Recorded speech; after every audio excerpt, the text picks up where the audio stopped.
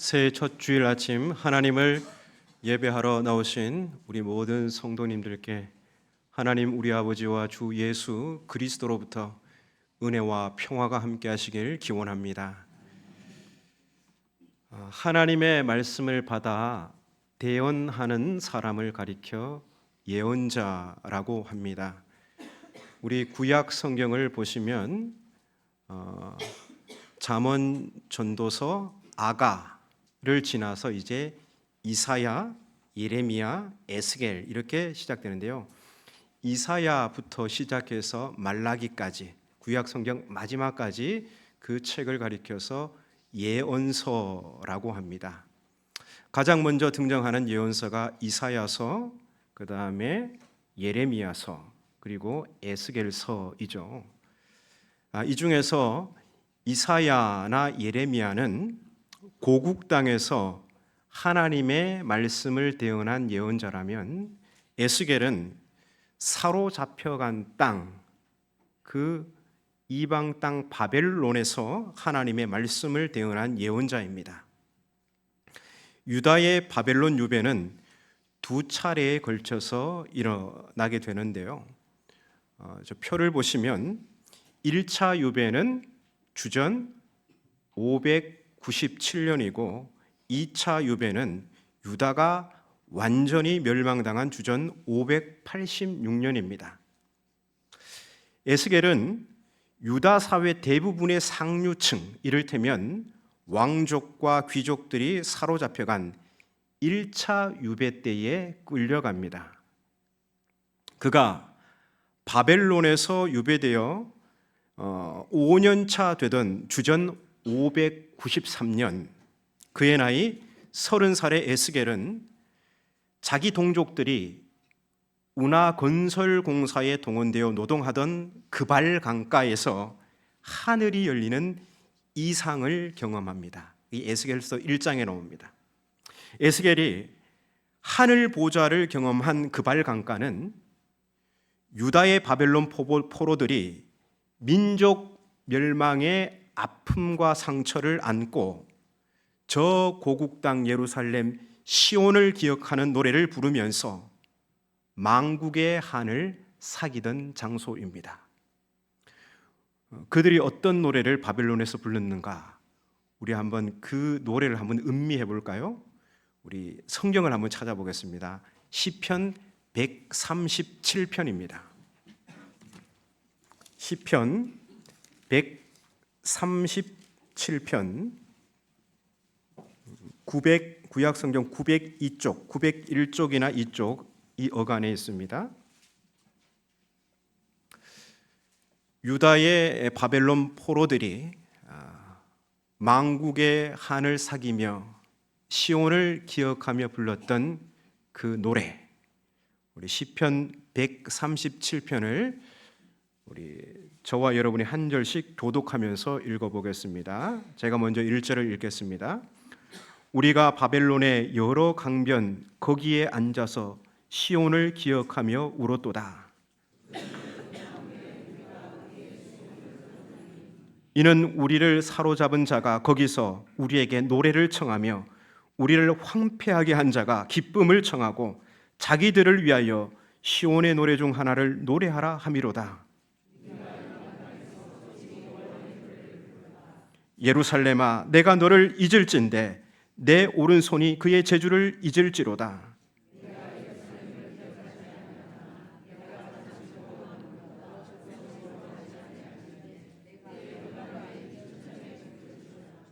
여호와여, 예루살렘이 멸망하던 날을 기억하시고 에돔 자손을 치소서. 그들의 말이 헐어버리라 헐어버리라 그 기초까지 헐어버리라 하였나이다.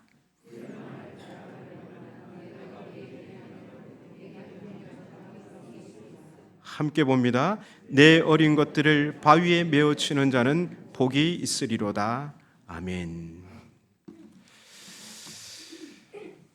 이 시편 137편은요, 유다의 바벨론 포로들이 민족이 멸망을 당하고 거기에서 이방인들에게 조롱을 당하면서 눈물을 흘리면서 만국의 하늘 사귀면서 저 고국 땅을 기억하며 그 예루살렘 성전을 기억하며 불렀던 노래입니다. 에스겔은 이 조국의 멸망과 더불어 자신의 인생이 송두리째 망가지는 그런 경험을 하게 됩니다. 왕이 포로로 잡혀가고 예루살렘 성전도 파괴되었습니다. 운하 건설 감독관들이 포로민들 중 예루살렘 성전 찬양대를 했던 고라자손에게 야, 시온의 노래, 오늘 우리로 말하자면 찬송가 한번 뽑아봐, 이렇게 조롱합니다. 그런 치욕적이고 고통스러운 포로 생활이 5년째로 접어들 무렵 에스겔은 불전차 보좌 위에 앉아 계신 하나님을 목도합니다. 비록 유다 왕실이 망하고 유다 왕의 보좌가 텅 비어 있었지만 에스겔은 하늘이 열리는 이상을 통해서 하나님 나라 보좌에는 아무런 문제가 없구나, 이것을 보게 됩니다. 다시 말해서 에스겔은 유다 왕조의 흥망성쇠와 상관없이 우주와 역사, 인생과 삼라만상을 주재하시는 왕이신 하나님을 만나게 됩니다. 바로 이 신적인 접촉을 통해서 에스겔은 무력한 전쟁 포로에서 담대한 예언자로 거듭 태어나게 됩니다. 이제 에스겔은 하나님의 보좌 관점에서 역사를 조감하고 해석합니다. 하나님의 보좌 환상을 보면서 하나님의 왕적 다스림을 확신하게 되고 이스라엘의 미래를 내다보게 됩니다. 그는 무너진 예루살렘 성전에 유폐된 하나님이 아니라 불전차를 타고 세계를 종횡무진하시는 절대적으로 초월하시며 절대적으로 자유하신 하나님을 만나게 됩니다. 이 하나님과의 만남을 통해 에스겔은 자신의 소명을 발견하고 민족의 앞날을 희망하게 됩니다. 예언자로 거듭 태어난 에스겔이 대언한 메시지는 크게 심판과 회복의 말씀입니다. 에스겔의 메시지는 유다가 완전히 멸망당한 주전 586년을 전후로 서로 다른 양상을 보입니다. 다시 표를 보시면요, 에스겔이 그발 강가에서 예언자로 부름받았던 주전 593년부터 줄곧 심판의 말씀을 선포합니다. 그리고 예루살렘 함락 소식을 들은 주전 586년 이후부터는 회복의 말씀을 선포합니다. 그런데 에스겔이 누구를 대상으로 하나님의 말씀을 대언합니까? 포로로 끌려온 유다 백성들입니다. 그들은 매일을 치욕과 우울감에 사로잡혀 살아가는 사람들입니다. 그런 이들에게 에스겔은 약 7년 동안 줄곧 고국 땅 유다와 예루살렘에 대한 심판의 메시지를 선포합니다. 너무하지 않습니까? 매일을 절망과 우울감에 살아가는 그 포로민들에게 이제 머지않아 유다와 예루살렘은 완전히 망할 거야, 계속해서 이 심판의 말씀을 선포하는 거예요. 왜 그랬을까요? 에스겔은 왜 포로민들에게 그런 끔찍한 예언을 했을까요? 그 포로민들에게 근거 없는 희망이 퍼지고 있었기 때문입니다. 예루살렘, 저 유다, 하나님께서 분명히 약속하셨잖아. 다윗 왕조를 영원히 견고하게 서게 해주겠다. 이 약속과 또 예루살렘 성전이 있잖아. 이 성전이 있는 한 유다와 예루살렘은 절대 망하지 않을 거야. 우리는 머지않아 다시 고국 땅으로 돌아갈 거야 라는 희망이 있었습니다.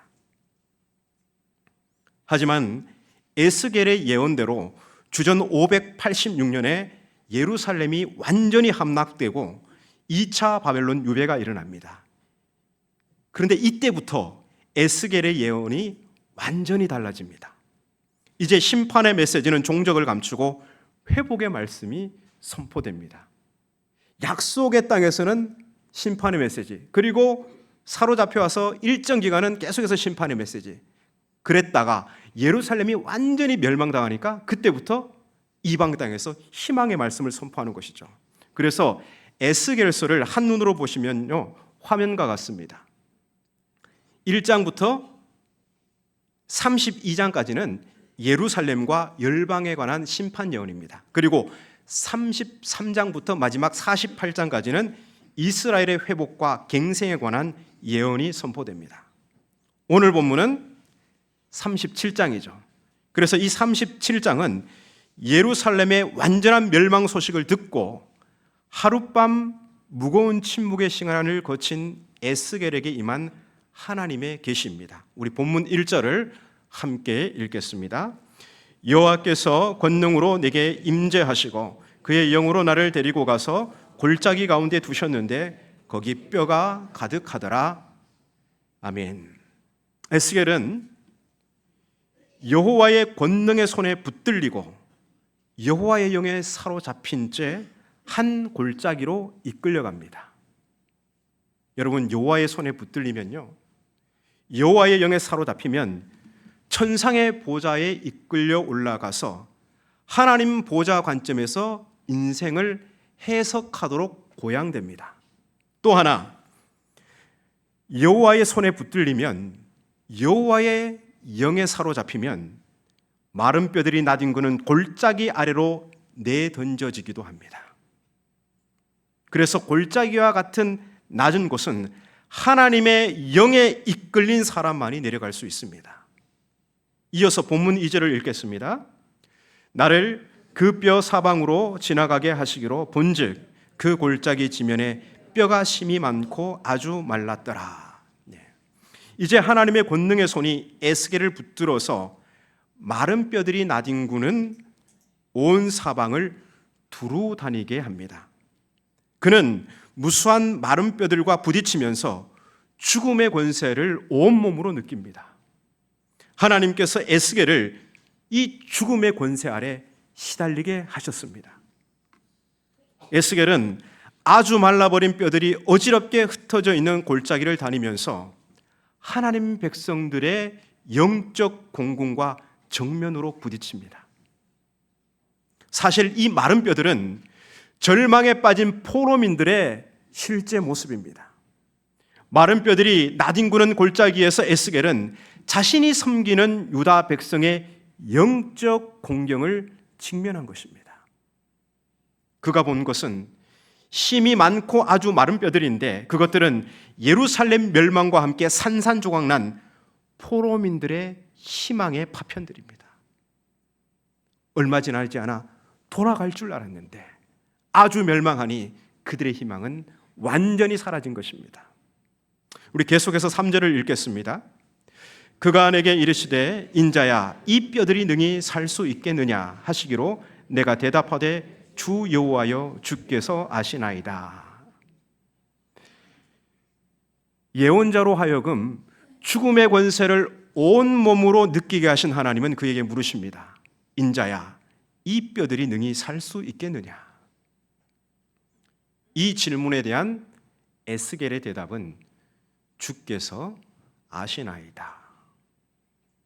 이 말은 나로서는 확신할 수 없다는 모호한 태도입니다. 어쩌면 이 마른 뼈들이 능히 살 수 있겠느냐라는 질문은 하나님의 질문이기에 이전에 예언자 자신의 마음속에 자리 잡은 질문이기도 했을 것입니다. 에스겔은 지난 시간 포로로 사로잡혀 와 있던 유다의 왕족과 귀족들에게 하나님 심판의 정당성을 줄곧 외쳐왔습니다.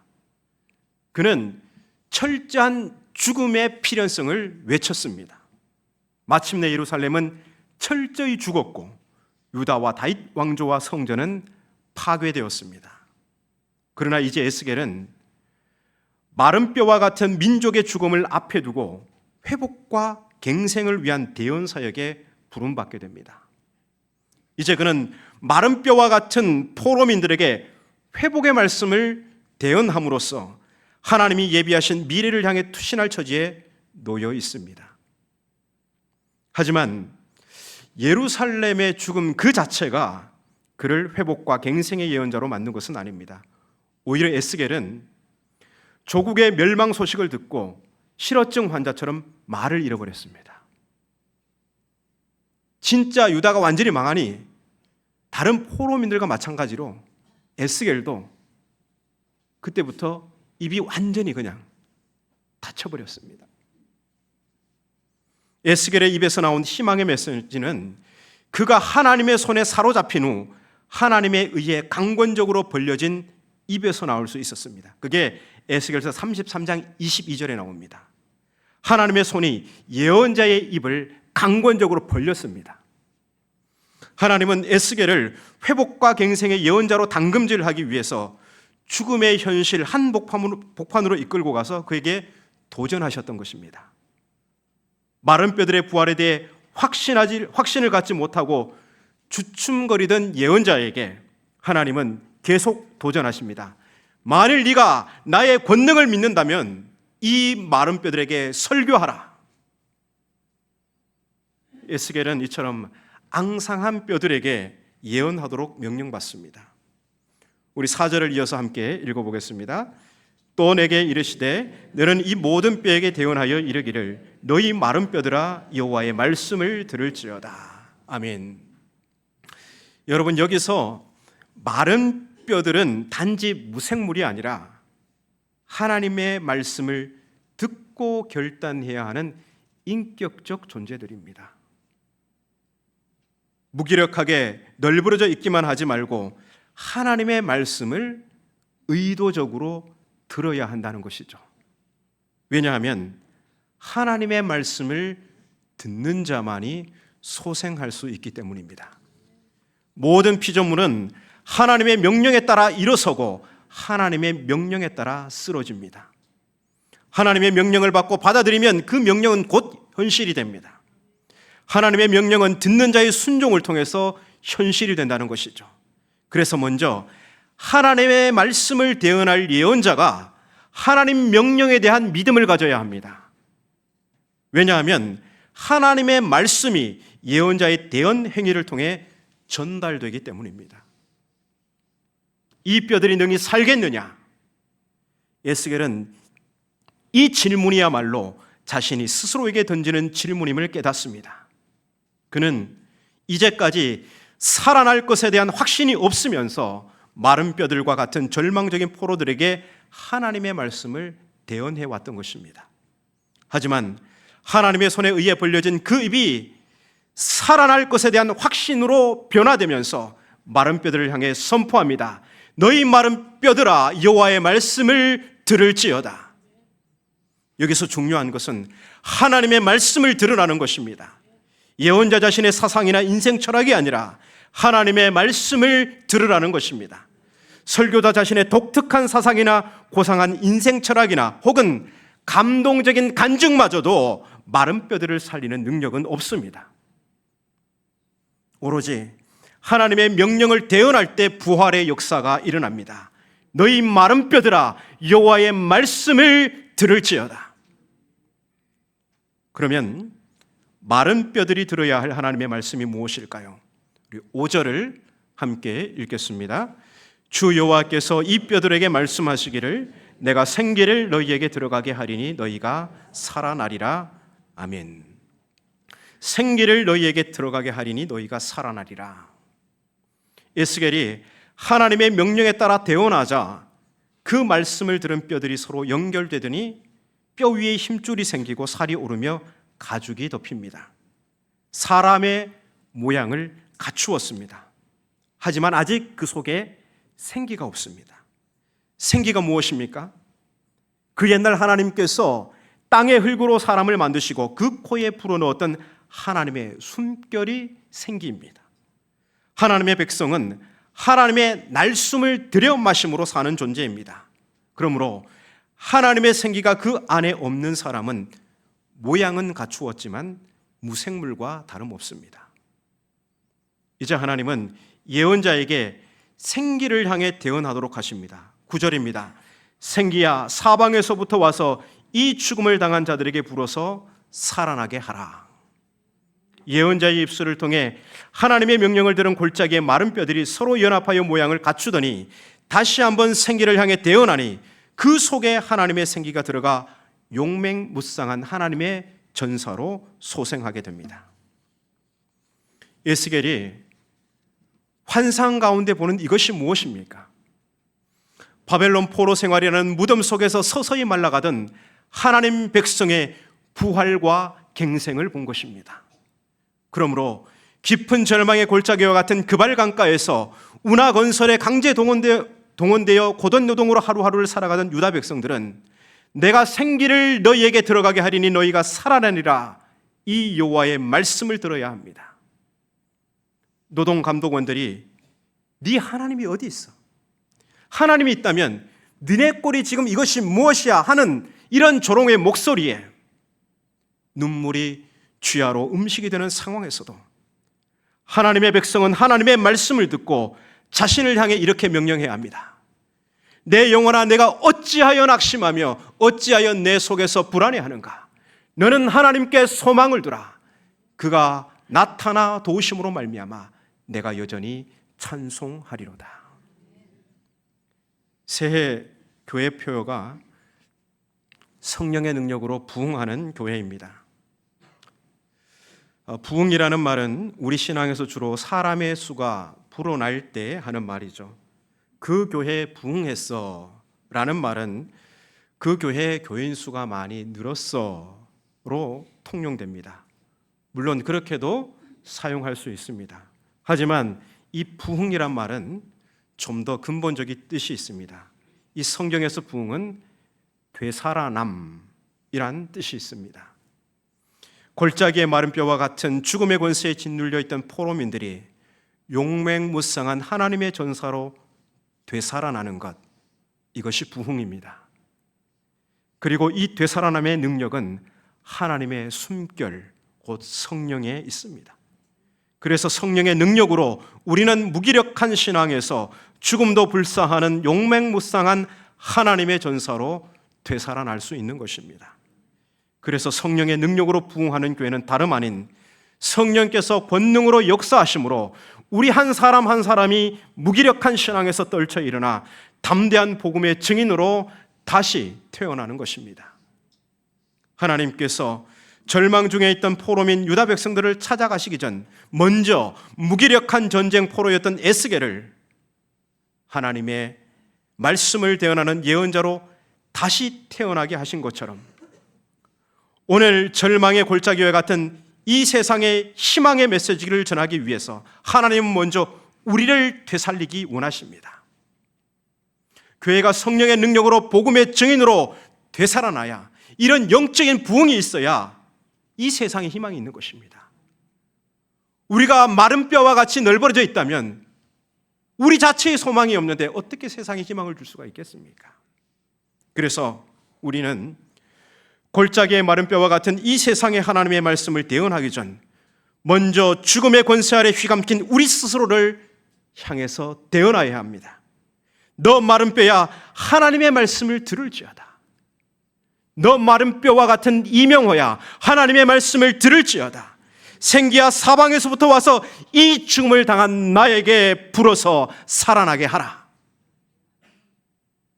오늘 우리 중에 골짜기로 내던져져 죽음의 권세를 온몸으로 느끼는 분이 계십니까?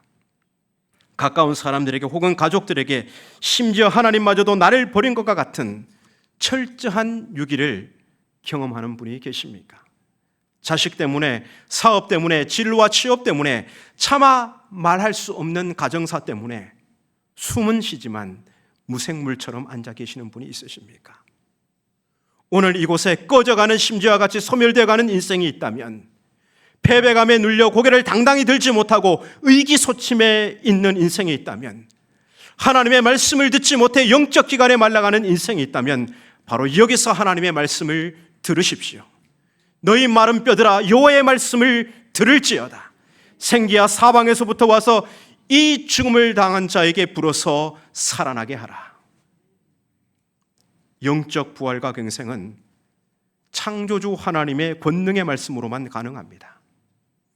하나님의 말씀은 산자와 죽은 자의 경계를 자유롭게 넘나들면서 창조의 권능을 발휘합니다. 마른 뼈들을 호령할 수 있는 유일한 말씀은 오로지 창조주 하나님의 말씀뿐입니다. 그러므로 새해 첫 주일 아침 우리 모두가 하나님의 말씀을 듣고 용맹무쌍한 하나님의 전사로 복음의 증인으로 되살아나시기를 주님의 이름으로 축복합니다. 하나님 아버지, 새해 첫 주일 아침에 하나님의 말씀을 듣습니다. 세상의 무거운 짐에 눌려 신음하고 있는 우리에게, 생명의 말씀을 듣지 못해 말라가는 우리에게 하나님의 생기를 불어넣어 주셔서 용맹무쌍한 하나님의 전사로 복음의 증인으로 되살아나게 하옵소서. 부활이요 생명이신 우리 주 예수 그리스도의 이름으로 기도하옵나이다. 아멘.